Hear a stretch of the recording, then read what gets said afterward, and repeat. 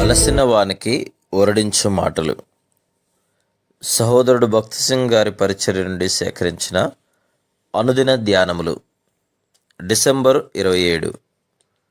ఆత్మ వలన ప్రతి సమయమునందును ప్రతి విధమైన ప్రార్థనను విజ్ఞాపనను చేయుచు ఆ విషయమై సమస్త పరిశుద్ధుల నిమిత్తమును పూర్ణమైన పట్టుదలతో విజ్ఞాపన చేయుచు మెలకువగా నుండుడి. ఎఫెసీ 6:18.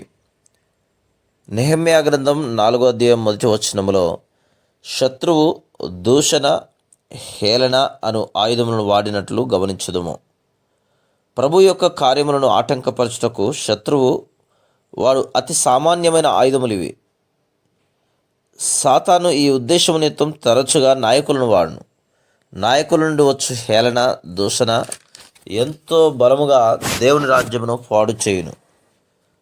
సన్బలటు మరియు టోబియా యెరూషలేములో మంచి స్థానంలో ఉండటం మాత్రమే కాదు కానీ విస్తారమైన ధనము కూడా కలిగి ఉండిరి. వారు తమ స్థానమును బట్టి, భూములను బట్టి, అధికారమును బట్టి, ధనమును బట్టి గర్వపడుచు దేవుని సేవించుచు విధేయత చూపించు వారిని ఎగతాళి చేయుటకు భయపడలేదు. ఈ విధమైన కార్యములు కొన్ని సంవత్సరముల క్రిందటి నుండి జరుగుతున్నవి.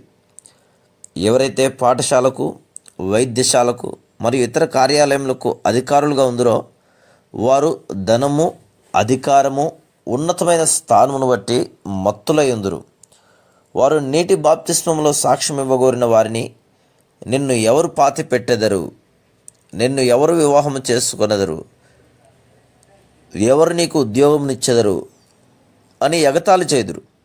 దేవునికి విధేయతను చూపించి ఆయన్ను సేవించు దేవుని సేవకులకు విరుద్ధముగా అపవాది ఈ ఆయుధమును తరముల నుండి ఉపయోగించుచున్నాడు. కానీ దేవుడు శత్రువును ఓడించుటకు మనకు ఇచ్చిన శక్తివంతమైన ప్రార్థన అను ఆయుధమునకై ఆయనను స్తుతించి కృతజ్ఞులమై ఉండవలను. మనము దేవునికి విధేయులమై ఉండవలనని ఎడల అన్ని విధములైన మోసమును, బాధను, హింసను ఎదుర్కొనుటకు సిద్ధపడి ఉండవలను. నెహెమ్యా మరియు అతని సహాయకులను శత్రువు ఎదిరించినప్పుడు వారు ప్రార్థించ ఆరంభించిరి. వారిని శత్రువు ఎంత ఎదిరించినో అంతగా వారు ప్రార్థనలో ఉండిరి. అదే రీతిగా శత్రువు మనపై పడినప్పుడు మనం నిరుత్సాహపడు వారంగా ఉండకూడదు, కానీ మరి ఎక్కువగా ప్రార్థించుచు ఆయన సహాయమును వెతకవలను. పూర్వము మమ్ములను మోసగించిన ప్రజలు ఇప్పుడు తమ దగ్గరకు వచ్చి సహాయం చేసి ప్రార్థించి వారి స్థలములో సువార్త దండయాత్రలను నిర్వహించమని మమ్మను అడిగిన సందర్భములను అనుభవపూర్వకంగా చెప్పగలము. మనం ఓపికతో ప్రతి విధమైన మోసమును ఓర్చుకునేలా ప్రభువు తన స్వంత సమయంలో సహాయం చేసి మనలను వారికి ఆశీర్వాదకరంగా చేయును. మనం కేవలము పరలోక దర్శనమునందు నిలిచి నిత్యము ప్రార్థించుట మన బాధ్యత. కొన్ని పర్యాయములు శత్రువు విశ్వాసుల మధ్య దేవుని కార్యమును ఆటంకపరచుటకు వ్యాజ్యమును, కలహమును తీసుకుని వచ్చును. మనం ఆత్మలో ఐక్యత కలిగి ఉండి నిమిత్తం మరి ఎక్కువగా ప్రార్థన చేయవలను.